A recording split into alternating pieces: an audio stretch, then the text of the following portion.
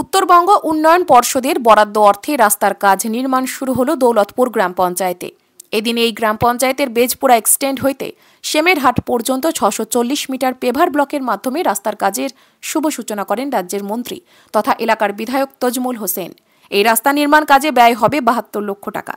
মন্ত্রী তজমুল হোসেন ছাড়া এই শিলান্যাস অনুষ্ঠানে উপস্থিত ছিলেন হরিশ্চন্দ্রপুর 2 নম্বর ব্লকের সভাপতি তাবারক হোসেন, হরিশ্চন্দ্রপুর 1 নম্বর ব্লক সভাপতি মোশাররফ হোসেন, 2 নম্বর ব্লকের যুবনেতা মনিরুল আলম, মালদা জেলার জেলা পরিষদের সদস্য জরুদ্দিন বাবর, মালদা জেলার সাধারণ সম্পাদক মংলুদ্দিন, অঞ্চলের প্রধান এবং অন্যান্য তৃণমূল কর্মী সমর্থকেরা। রাস্তা সম্পূর্ণ নির্মাণ হলে প্রায় 10টি গ্রামের মানুষের যোগাযোগ ব্যবস্থার প্রভূত উন্নতি হবে বলে জানিয়েছেন মন্ত্রী। তিনি বলেন, মুখ্যমন্ত্রী তৈরি করা উত্তরবঙ্গ উন্নয়ন পর্ষদের মাধ্যমে গ্রামে গঞ্জে এখন প্রচুর রাস্তা তৈরি হচ্ছে। আজকের এই রাস্তা ও উত্তরবঙ্গ উন্নয়ন পর্ষদের টাকায় তৈরি হচ্ছে। আগামীতে আরও বেশ কয়েকটি রাস্তায় এই এলাকায় তৈরি হবে। মালদা থেকে আমজাদ আলীর রিপোর্ট, নিউজ অবিকল।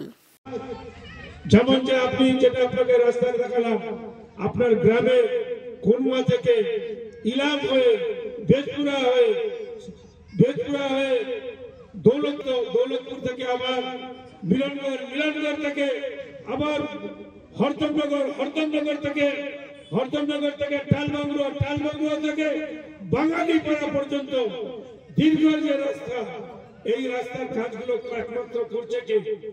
মমতা বন্দ্যোপাধ্যায়। এর আগে আপনারা 2019 সালে নির্বাচিত করেছেন।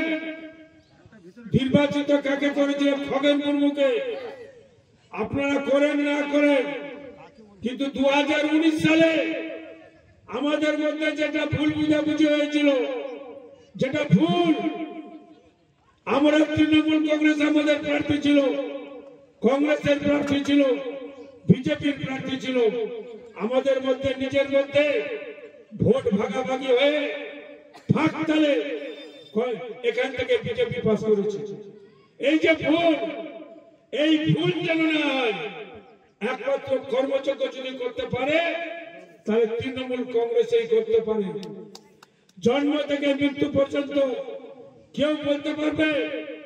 এতগুলো লোক, আপনারা 100 লোক এখানে দাঁড়িয়ে আছেন, কেউ বলতে পারবে যে মমতা ব্যানার্জির উন্নয়ন আসেনি? কেউ বলতে পারবে?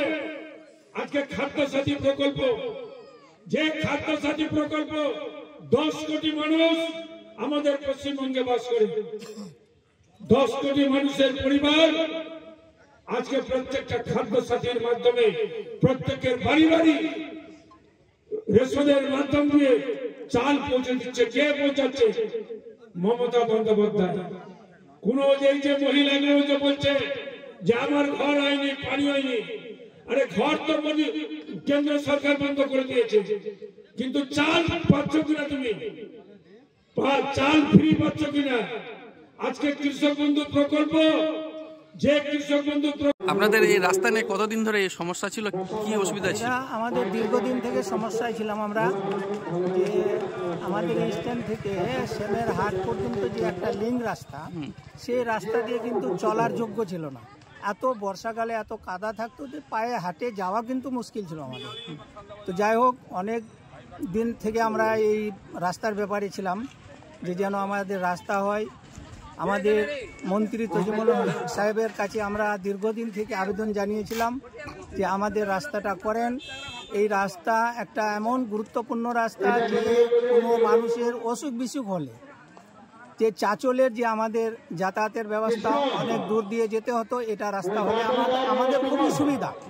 তার জন্য উনি আমাদের রাস্তাটাতে গুরুত্ব দিয়েছিলেন এবং আমরা আজকে সেই রাস্তার উদ্বোধন আমরা দেখতে পেলাম যে আমাদের উত্তরবঙ্গ দপ্তর থেকে তজমুল সাহেব আমাদের এই রাস্তাটা করে দিলেন। আজকে আমাদের সেই উদ্বোধনী অনুষ্ঠান ছিল। তো যাই হোক, কতখানি আনন্দিত হলেন এই রাস্তা? আমরা এই রাস্তা পেয়ে আজকে অনেক আনন্দ। আমরা তজমুল সাহেবকে অনেক ধন্যবাদ জানাচ্ছি যে আমাদের এই যে কাজ করে যাচ্ছেন আমাদের প্রিয় মন্ত্রী, তার জন্য আমরা খুবই গর্বিত এবং আনন্দিত যে আজকে আমাদের এই রাস্তাটা উদ্বোধন করে দিলেন।